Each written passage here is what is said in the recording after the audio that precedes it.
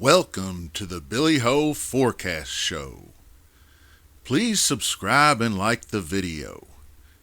Remember, the more you share, the bigger we grow. Now, let's go!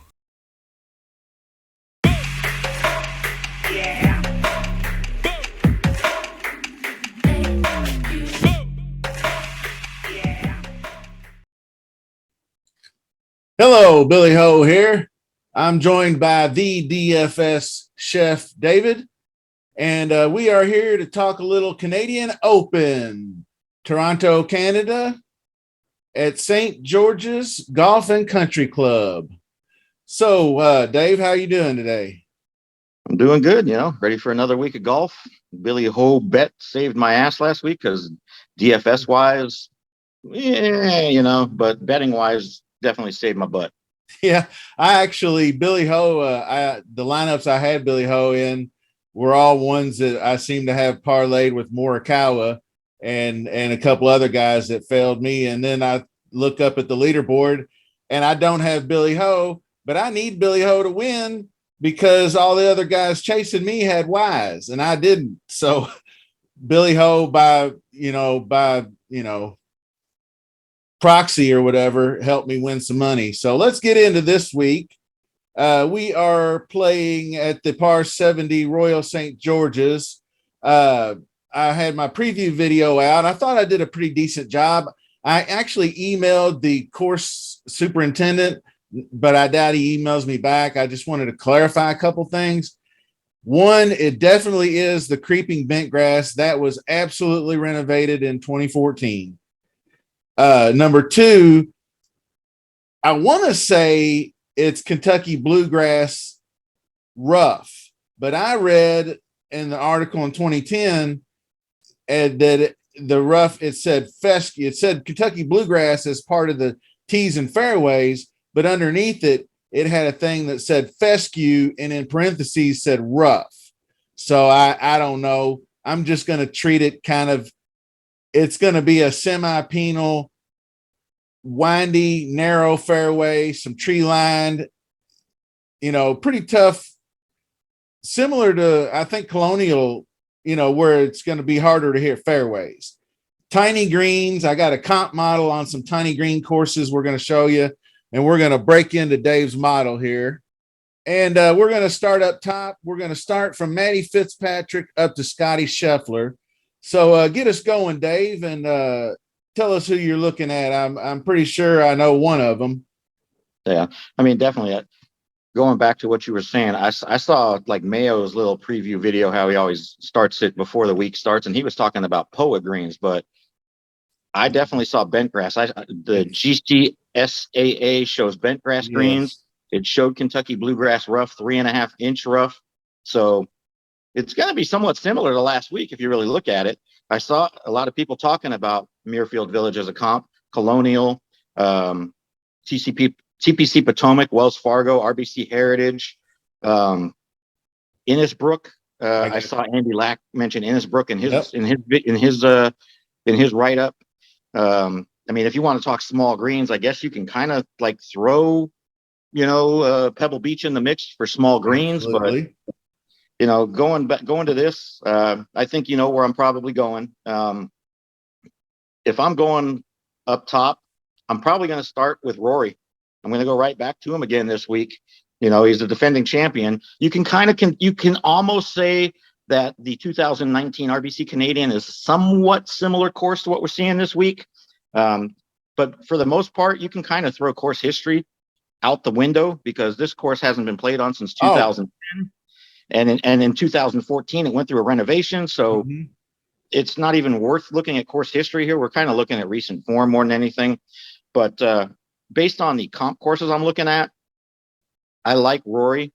Cam Smith is starting to pick up steam, but I don't think I want to go to Cam Smith. I'd rather pay the extra $200 to get to Rory, or I'm going to save $200 and go down to Shane Lowry. But I don't know what Fantasy National is showing as early ownership percentages. But from what I'm seeing on what I look at, Burns and Lowry are the two lowest projected guys owned over 10K. So the guys that I'm looking at up in this range are Rory and Lowry. And then I also do like Sam Burns, but more for GPP. And then Matty Fitzpatrick, I'm on the fence with. I mean, looking at some of the comp courses, I mean, I mentioned Heritage, miscut. Then he came back second at Wells Fargo, a comp course. Memorial can be considered a comp. He missed the cut last week by a stroke. But then some of the other comp courses like Valspar, he had a top 10 or top 5. So if we're trending in that direction, he's due for a top 5 finish this week. But if I'm going to play him, I'm going to play him GPP. I don't know if I trust him in cash. Okay, that sounds good. I'm completely with you on the Rory train. This is one thing that I pulled up. That's what he did last time that he played the week before. People say, "Oh, Rory likes to play the week before a major." No, he don't. He's done that like 2 or 3 times, maybe in the last. There's many weeks he's taken off before a major. Maybe he does, maybe he doesn't, but it doesn't always work out that way. But this was absolutely what happened the last time he played the Canadian Open right before the U.S. Open, so he won it, which is kind of like a narrative street thing. JT, I question, and one of the things I wrote down with a question mark was motivation. These guys, like you said, they want to get out and play. JT, I guess I understand. He wanted a week off, so he took Memorial off. Maybe that's his scheduling. He always takes the week off before a major. That's why I thought it was a mistake, him playing the Charles Schwab and then taking Memorial off. I thought he should have just taken the week off right after the PGA Championship win, settle down a little bit, regroup, and then play, But, he does what he does. Cam Smith, I can't fully trust just because of he can get somewhat wild with the driver. And he does seem to be regressing as far as putting. I mean, he had a terrible round Sunday, but it happens to everybody. Sam Burns, I am not afraid to go back to a guy that just recently won, because he did the same thing when he won Valspar last year. Is he came right back and damn near won the very next tournament. So I'm definitely not afraid of him. This is the comp model, which you were dead on. I had Colonial. I actually threw in Detroit Golf Course because their greens are smallish. They're right around 5K. Harbortown, Innisbrook, Muirfield, Pebble, Sedgefield. I don't know why I threw that in there, because I think I got Sedgefield and Deer Run confused, because I think they both might have smallish greens. Southern Hills and TPC Southwind has very small greens. So this was a comp over the last 12 months of that. So Fitz is coming in 8th there on the comp. So I do like that. And if you saw my stat, I posted out on Twitter on his putting last week, had to have been the worst week in his entire career of putting. I mean, he was terrible. He missed, I'd say from 0 to 16 feet putting. He missed every single putt inside of 15 feet the whole week. Had to have been. It was like close to 20 putts altogether. And he missed the cut on the number, +3. So but he is not the best bent putter, as you can see his green surface. But PGA Championship, he's got good form. I mean, 7.6 putting. He's still ball striking it off the tee and on approach. That's through 2 rounds. So I'm okay with him. And so we're pretty much in agreement. What I think I'll do at the top is take more stands down here in the 8s and 7s and maybe spread a little bit. Choose 2 or 3 guys at least, and then go 25%, 30% each. That way I'm checking the boxes, like definitely Rory, definitely Burns, definitely Fitz, and I may do I don't see how you can't have some Scotty, because the guy just seems to want to win every single week. But down here in the 9Ks, Varner, I really liked at the beginning of the week. He's checking all the boxes. He's 5th on the concourse model. and Varner is up here 5th in this model. I mean, so you got Varner, Connors. Varner's coming in with some ownership. I thought his price was too high. I think a guy you're going to probably like is Terrell Hatton because you've been on him before, and I think I'm going to be with you on that. Not 100% yet. Like I said, I need to do some more deep diving into these guys. I think Tony Finau could have a good week. I think this is the type of tournament because it's real top heavy, but you get down here, you can see some of the guys that are priced way up here in the 9K range. I mean, Theala was my $6,500 play last week. So you can see how that's going. But in this range, I'm going to have limited exposure, but I think I'm going to definitely have some Connors, probably a little Hatton, a little Finau. What do you think, Dave? Yeah, I'm kind of with you. I honestly didn't think HV3 was going to be $9,700. I mean, he's playing some great golf right now, but I just can't see myself paying $9,700 for HV3 this week. I mean, on paper, you look at the guys below him, Connors, Hatton, Finau, I think are all better golfers than HV3. Especially they've all won golf tournaments. Exactly. If we look at the long run, those guys are significantly better. They have more win equity. So I can't see myself playing HV3 at $9,700. Again, you're looking at my stat model. Connors has terrible tournament history here, but again, we're throwing that out the window. This is a completely different course. If we're looking at the comps, 12th at RBC Heritage, 21st at Wells Fargo, 13th last week. So I definitely like Connors. I mean, he's going to be popular. We're in Canada. He's Canadian, so I'm sure he's going to garner a bunch. He's going to garner a bunch of ownership. I do like Terrell Hatton. I'm on board with you on Finau. I do like Finau for GPPs. I can't trust the guy in cash. When I originally made my player pool, I had Chris Kirk down there, but I'm starting to see some things that we might be looking at some regression on. And then this morning, like literally right before the show, I started to do a little deep dive more on Adam Hadwin. And I put Hadwin in my player pool over Chris Kirk. I think I prefer Hadwin over Chris Kirk this week. Another Canadian. I don't know how much exposure I'm going to have. And again, this is just a player pool. When I come down to my final builds, it's possible he doesn't make my lineups. But as of right now, I put Hadwin in my player pool over Kirk. And then Munoz has been playing some really good golf. But again, I just don't think I can pay $9,200 for Sebastian Munoz. Yeah, I don't think that price on Munoz is terrible. Considering the field strength, because he is a winner on tour and he is playing. Actually, I had him written down in this next range, and it was Varner Varner's actually getting some ownership. I thought maybe if Varner was like 8% or something, but he's looking like he's going to be just as owned as anybody else in this range. So I'm not 100% sure on that. But the guys I had written down, I had Finau written down because I think he can take advantage of these par fives, especially the two scoreable 9 and 11. I think he can definitely get home in 2 and have eagle putts. He's bent grass Tony. And these are actually, and they're only several years. They're just old enough to get past that first couple of years of growing pains with new greens, and they're I forgot what they're called. They're creeping grass, but the name of the creeping grass escapes me. But I looked it up, and it is one of the purest.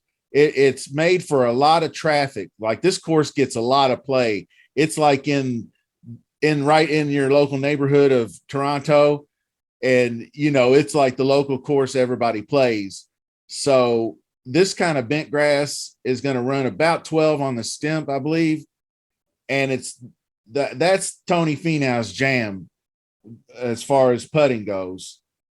And Hadwin, if you saw last week, he had his first ever ace on the PGA Tour, and he got super hyped. So, he's going to be jacked up and ready to go this week. And some of this might be Canadian pressure, but I think veterans like Hadwin and Connors both are two Canadians that can absolutely get her going this week. And then my other guy that I'm looking at is Johnny Vegas, and pay no attention to the course history. He won back to back, but it was at the par 72, a completely different course with wide open fairways and easy to hit fairways. And it was a bomb and gouge type course. And that's why, Johnny Vegas won. But Johnny Vegas at 8,500 is definitely a better price to me than Munoz at 92. Munoz has the one win on the PGA Tour, but Vegas has, a few wins. He just hasn't seen one in a while. He's coming in 19th in the model in the last 14 rounds played. That's 3.5 events. He's got a missed cut in there. He's in the red figures down here in the proximities and the putting, and that's fairways gained down here. So I'm not too awful worried about that. Good drives. I think he can get it in position to where he's going to be okay. I don't know how penal the rough is going to be, but I don't see it putting you in jail where you're just, if you miss the fairway, you're losing a stroke. I don't believe that to be the case on every hole, but you can also see how he hits greens, and he's 11th in approach, and he's good on approach with the long irons. That was another thing I didn't mention. I mentioned in my video is I think it's going to be dialed back a little bit so you can hit fairways. So you're going to be playing some longer irons. And on the comp course model, he's coming in around the same, a little bit worse around the green. That's another thing is I will be diving into some better around the green players. So be on the lookout. But this is the guy here, Brendan Todd. I'm definitely going to get him. I'm jumping down into the next level here. So we're going to go 75 to 8.4. And my first pick is Brendan Todd. A couple weeks ago, I touted him, and I shouldn't say tout. I just mentioned him in my video. I'm not a tout. I'm obviously not good enough to be a tout. I don't win often enough to claim to be a tout, but I did mention him in my video. I said, this tournament screams Brendan Todd. He's accurate off the tee, and he can get hot with the putter. And he did just that. And he came pretty close to winning the tournament. But accuracy off the tee, the putting is there. The proximity from 200 plus is there. He's DK scoring. Now, I wish he was a little better on the par fives, but I think these par fives, at least the two that are gettable, 9 and 11, I think will be in his wheelhouse. I don't want to take everybody that you're looking at, but one more guy I think I want to mention down here is Dylan Fratelli. I know his stats look horrible, but it's a hunch play. And I think, well, for one thing, the dude surprised the hell out of me when I went and looked him up.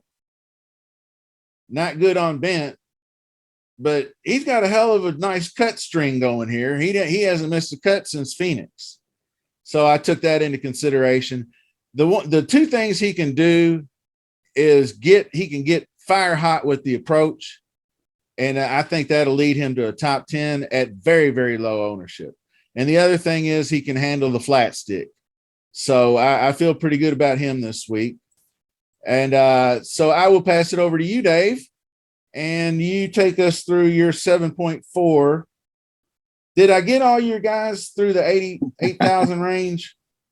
No, I mean, it's okay because honestly, I don't even mind fading the $8,000 range this week. I mean, I do like Vegas, like you said. I would prefer playing Vegas over Munoz at the price discount.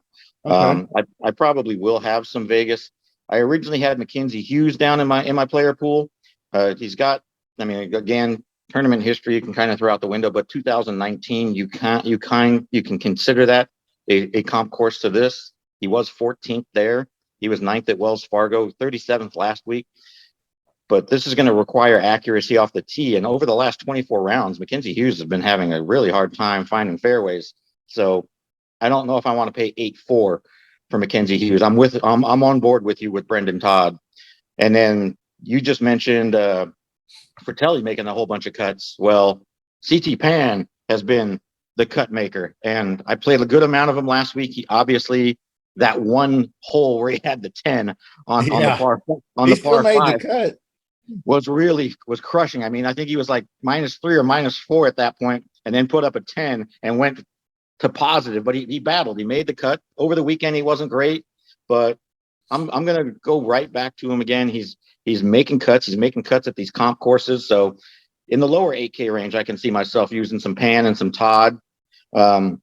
I've seen this guy's name mentioned in a couple of the pods that I've watched, and I'm also on board with him. He's really accurate off the tee, and he's 17th in my model. Aaron Rye. I definitely think I can get some Aaron Rye this week.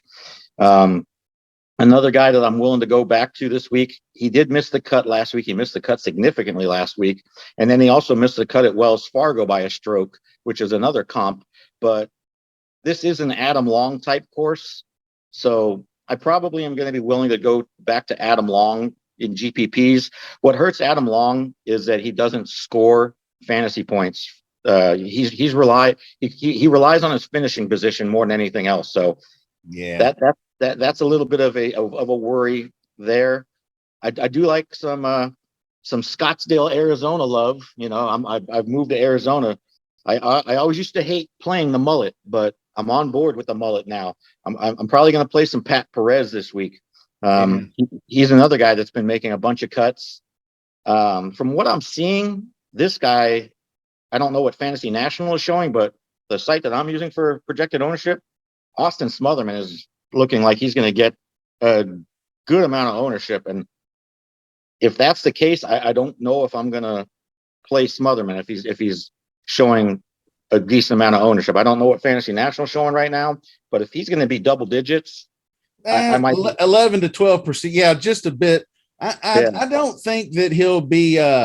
This is Fantasy National, and so these are DFS players. So if you're in contests where you're going to have regular, people that don't use models and just play like say 10K and above entries, I think you're going to see Smotherman under 10.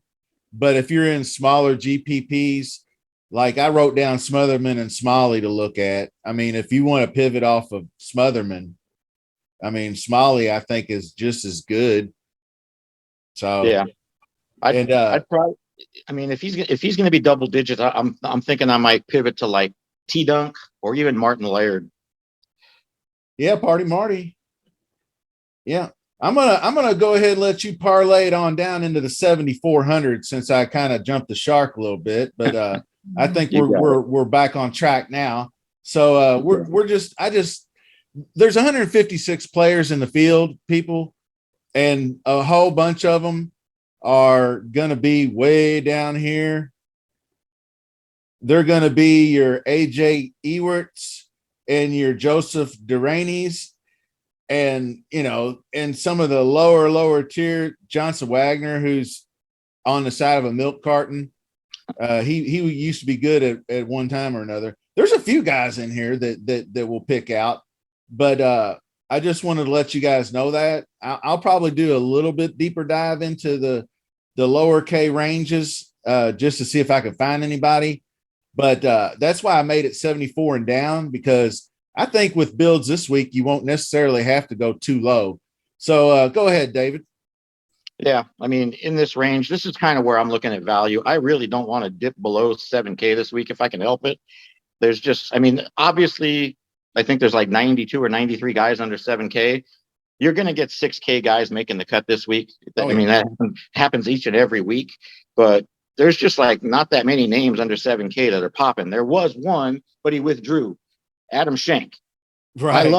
I loved Adam Schenk this week, and he withdrew. So, I mean, I'm going to try and avoid going below 7K if I can help it. Names that I'm looking at, and again, this guy's, from what I'm seeing, is garnering and looking like he's going to be owned a bunch. Adam Svensson looks like he's getting a good amount of ownership, and if that's the case, I'll probably pivot off of Svensson.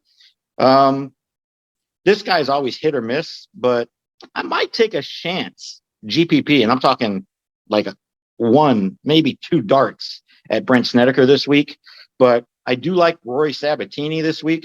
You might be seeing a few lineups with Rory squared in some of my lineups this week. The guy above him, I do like JT Poston. You know, he was 37th last week at Memorial comp, 9th at Wells Fargo, which is a comp, 3rd at RBC Heritage, which is a comp. So I do like some JT Poston this week. Again, not sure I can trust the guy in cash, but you know, most of these guys are kind of, you know, questionable in cash. I do like David Lipsky this week as well. And a guy that actually, I mean, he's always been a great ball striker, and he seems like he's, at least over the last like 4 or 5 events, starting to regain some of his form. We know the guy can't putt worth a shit, but I do believe his best surface is bent.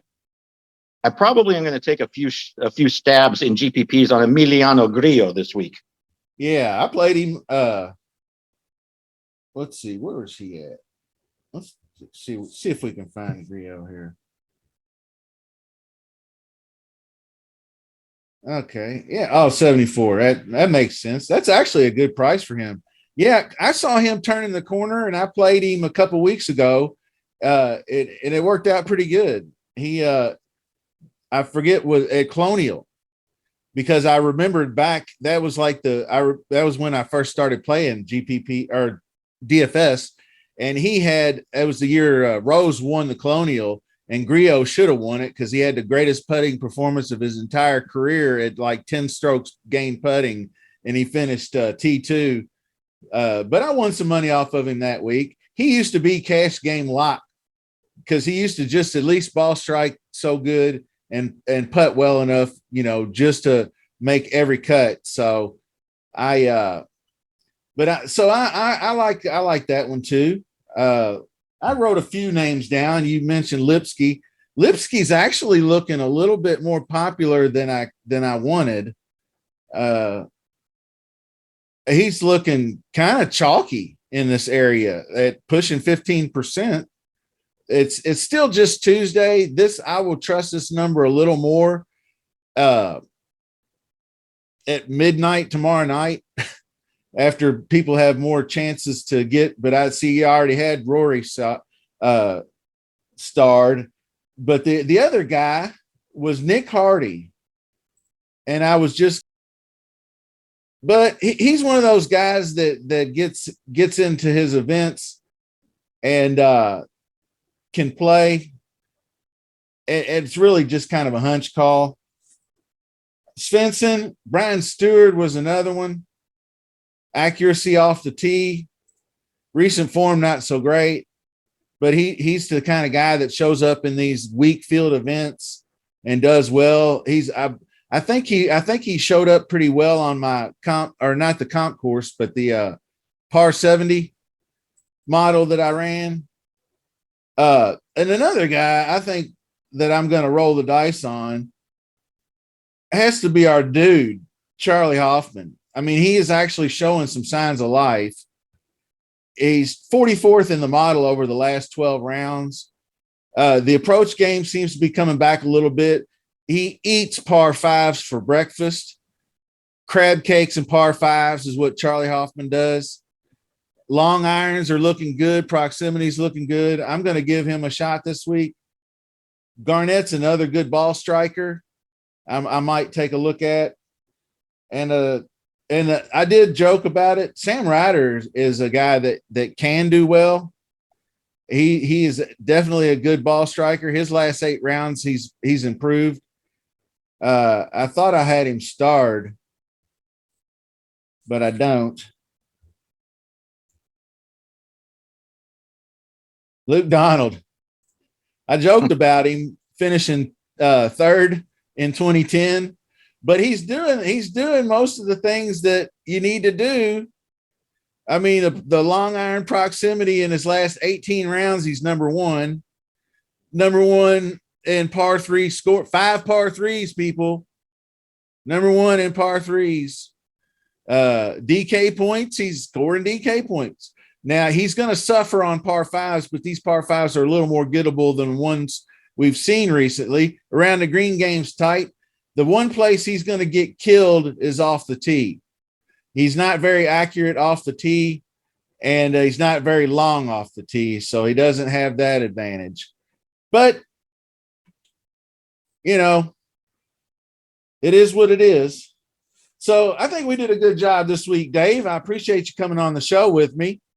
And of course, is it going to be still, are you still doing 10 or are you discounting the stat model yet as we get closer? It's still a deal. I mean, $1 a week. What do we got? 13, 12 events left. So you're still getting a deal for 10. Yeah. I mean, $1 a week. I mean, you know, normally I charge 25 for the entire season. We're like at 12 events left. I mean, I'm even willing to go down over these last few events. We'll go crazy. We'll go $5. $5 there you go. For the entire rest of the season. And I was going to say, I think that's a good idea. What I was going to suggest, you said $25 for the season, right? Yep. So how about $30 for the rest of the season and next year? We can do that. That's not a problem because, you know, $25 is what I normally charge for the season. So yeah, so 30 total gets you the rest of this season plus all of next season. And I don't do a good enough job, I don't think, showing the model in these videos. I try to, but dig into it. There's a lot of good information in there, and it goes deep. If you just scroll across, it goes really, really deep into, and it gives you a different perspective than just other models. So there's always something in there that I use as a tiebreaker. Yeah. So be sure to take a look at it. And for everybody, and David, we're going to sign off now. Good luck at the RBC Canadian Open. And until next time, peace.